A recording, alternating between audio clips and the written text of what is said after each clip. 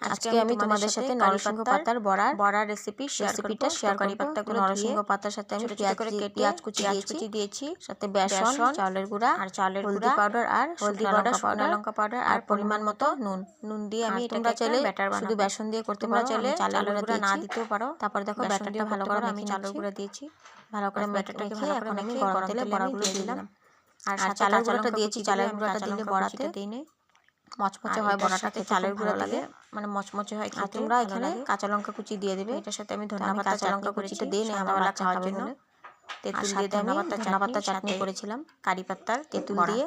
তো বড়া নিরামিষের দিন বানালে পেঁয়াজ ছাড়াও বানাতে পারো। তো তোমাদের সাথে শেয়ার করলাম, ভালো লাগে ভিডিও করে। কারি পাতার একটা আলাদা কেমন লেগেছে তোমরা এভাবে খেয়ে দেখবে, নরসিংহ পাতাতেও ভালো লাগে। তোমরা নিরামিষের দিনেও করে খেতে পারো। দেখো তোমাদের সাথে কথা বলতে বলতে আমার দারুণ লাগে।